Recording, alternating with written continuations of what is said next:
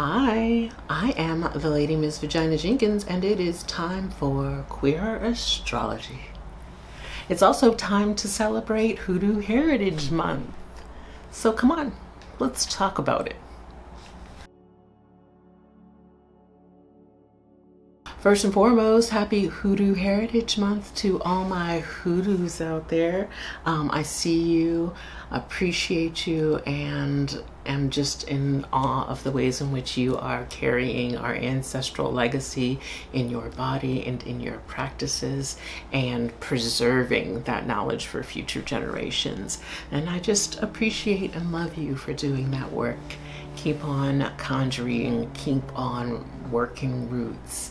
Keep on venerating your ancestors and carrying that legacy. I wanted to talk a little bit in this video about what hoodoo is, the way in which I incorporate hoodoo in my own personal astrology practice, and the ways in which hoodoo shows up in my natal astrology chart. I'm going to describe hoodoo in the way that I understand it, but please feel free to do your own research and come to your own understanding on these things.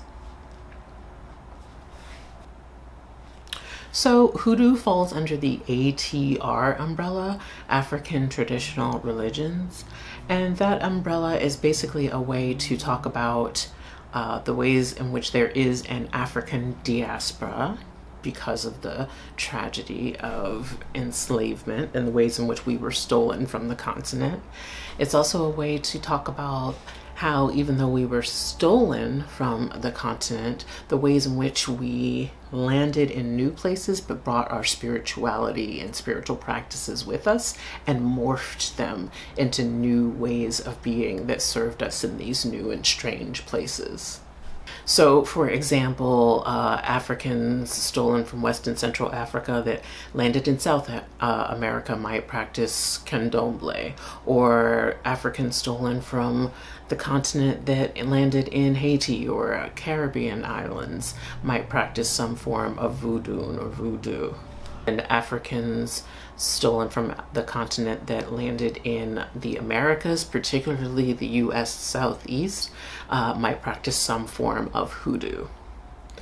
And hoodoo basically combines Africanisms and traditional African spiritualities from Central and West Africa with the Christianity of our captors / colonizers and indigenous practices of understanding the world and the land around them, particularly as it relates to plant medicine.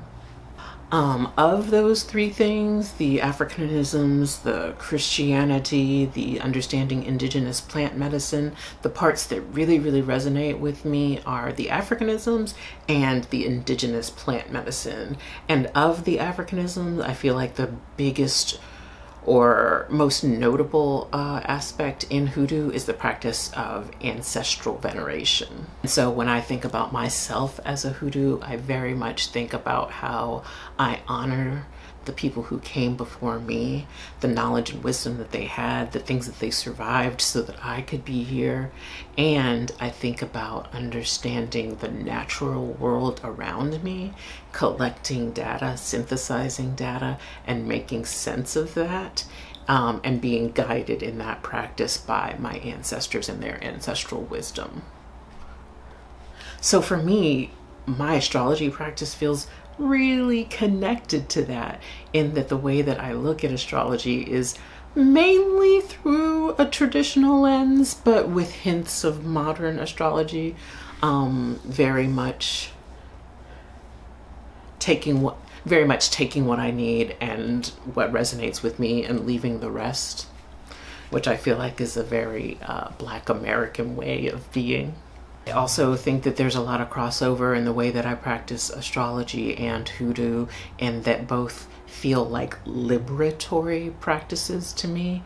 They feel like ways to decolonize my mind space, my body, from the influences of like white supremacy and capitalism, patriarchy, all of the isms. I also think of myself as a little bit of a conjurer, a little bit of a root worker. As a root worker, I definitely want to get to the depths of things. I want to understand the medicine of the plants, the earth around me, and that also includes observing stars because they have their own medicine to offer. And as a conjurer, I want to understand and take those lessons that plants, stars, my ancestors have to offer me and sort of amalgamate them into a useful, practical magic that serves me and my highest self in an everyday kind of mundane way. And yeah, now I want to talk about the ways that hoodoo shows up in my personal astrology natal chart. So let's look at my chart together.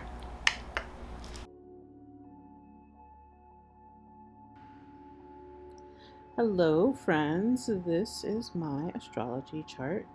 This is my fourth time recording this. I keep having mic issues. I'm now recording this in the middle of the week, and there may be some construction noises. I usually like to record videos on the weekends, but you know, we have to go with what we have. So, yeah, here is my chart. And I think that it has a lot of indications of both my astrology inclinations and my inclinations to honor my ancestors through the practice of hoodoo. So let's talk about it. So one of the main things that I want to point out is a sort of a larger overview kind of issue, that so much of my chart is in fire signs. This little section here talks about all of the placements that I have in my chart, and it breaks it down by element: fire, air, earth, water, as well as mode: cardinal, fixed, or mutable. And yeah, as you can see, I have a whole lot of fire energy in my chart and a whole lot of mutable energy.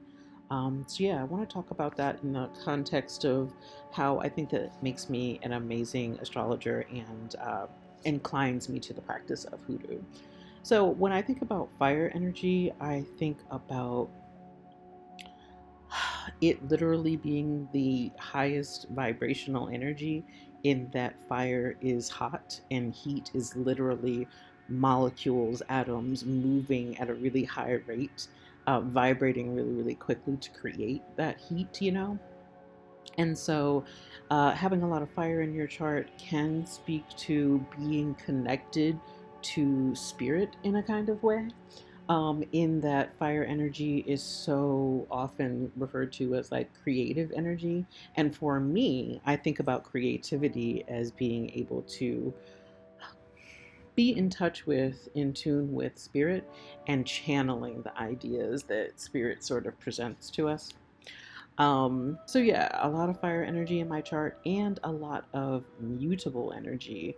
And I also think of mutable energy as a sort of spiritual energy, in that it's the energy of transition. Um, Whereas like cardinal energy is often about leadership, and fixed energy is often about like being stable and grounded in a thing, whereas mutable energy is the energy of transition and transformation. And I think that there is a certain sort of flexibility to mutable energy, that lends itself to being in connection with spirit. It lends itself to a certain sort of openness. And so yeah, having this fire dominance, this mutable dominance, I think uh, lends itself to me being a little bit more in touch with like the spirit realm, I think, than maybe other elements could be. But I think we're all in touch in a different way as I say that out loud. So yeah, and the energetic signature of fire and mutability is Sagittarius, and I am in fact a Sagittarius rising.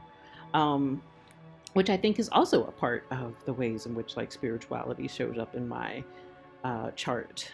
Sagittarius is very much about uh, higher belief systems and being open to higher knowledge. And yeah, I think a lot of people will think about academia or travel as it relates to Sagittarius and higher knowledge. But in this context, I think it's very much the idea of being open to spirituality.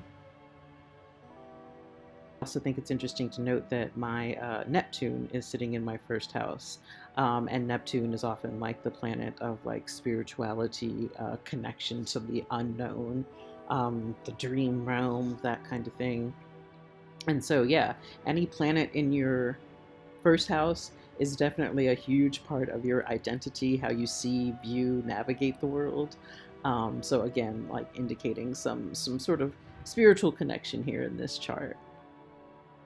Um, the ruler of Sagittarius, so my chart ruler, is Jupiter, and for me, Jupiter is sitting in my sixth house of daily routines.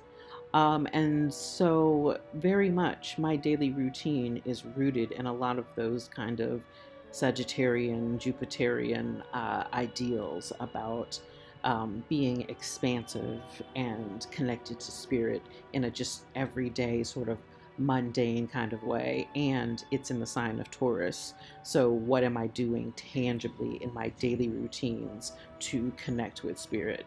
Um, and yeah, I won't get into like specific details, but I will say that a lot of my everyday routines have been ritualized in that I'm using herbal medicine, connecting with my ancestors through mundane tasks like making my coffee, or the moment I wake up and I do my affirmations. Like my spirituality and my connection to my ancestors is threaded into so many moments of my everyday routine.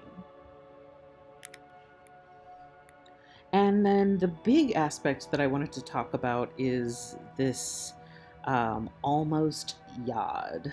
A yod is made up of two quincunx aspects, and I'll make sure to put an iCard in so that you can refresh your memory about the different types of aspects.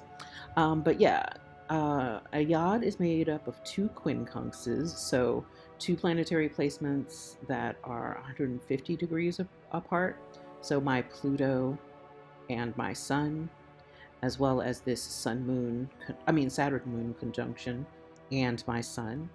So it's the two quincunxes and then an opposition splitting down the middle.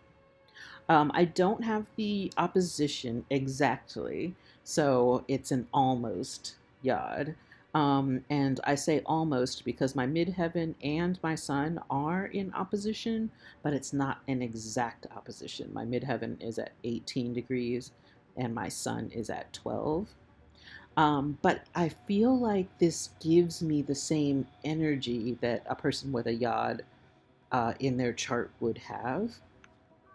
A yod is a type of aspect pattern that talks about these two base planets, the Pluto Saturn Moon conjunction. Um, it talks about a yod is a type of formation that talks about these two base planets, the Pluto Saturn Moon conjunction, being aiding planets that create a bit of tension that helps you really step into the divine purpose of what's at the top of the odd. So it's this isosceles triangle with these planets at the base, but they're pointing to something. The odd is also known as the finger of God, and it's pointing at my sun in Pisces in the fourth house. So yeah, in terms of like what my divine purpose is meant to be, and we know that the sun is more aspirational than it is ego. So my divine purpose is somehow stepping into a spirituality, the Pisces energy, or expressing myself through art and beauty that is somehow rooted in fourth house kinds of themes, lineage, legacy, and ancestors in particular. So, how are my ancestors speaking through me? How am I aspiring to a certain sort of beautiful artistic spirituality? and how is that creating a sort of legacy in my life? Fueled by the energy of Pluto in Libra and Saturn and Moon being conjunct here in Leo. The Pluto and Libra part is, I think of as the part about understanding and being a part of marginalized groups and understanding and speaking truth to power and seeing the ways in which hierarchy does not serve us and really representing for the peoples on the margins. And then I think of this Saturn Moon conjunction as Saturn often is about like hard work, especially hard work over time. Um, yeah, the Saturn Moon conjunction, I think about the hard work of really deeply connecting to my emotional self, which allows me to connect to my spiritual self. And so, yeah, understanding and being a part of the people on the margins, doing the hard work of emotional regulation and connecting to my spiritual self, and how that leads to a deeper spiritual understanding that is fueled by ancestry and leaves some sort of legacy behind. Um, yeah, not so subtle flex, I guess. I just love talking about astrology, generally speaking, and of course, everybody likes talking about themselves. So, yeah, those are some things that I notice in my chart that sort of make me proud, and make me feel as if I'm on the right path in terms of being an astrologer, having this ninth house Saturn, working hard at being an astrologer. And then, yeah, my hoodoo roots and the ways in which I am living, breathing, walking, my ancestral lineage. So, yeah, those are some things in my chart. Thank you for listening to me. So, yeah, those are all of the sharings that I have in this moment about Hoodoo Heritage Month, the intersections between Hoodoo and my personal astrology practice, and the ways that Hoodoo looks in my astrology chart. I hope that this was useful. Definitely talk to me in the comments, especially if you are Hoodoo. Let me know, how are you celebrating Hoodoo Heritage Month this month? And how can I be down? I want to be in community with you. I want to celebrate with you. At any rate, thank you everyone for watching this video. Thank you so much for making time for queer astrology.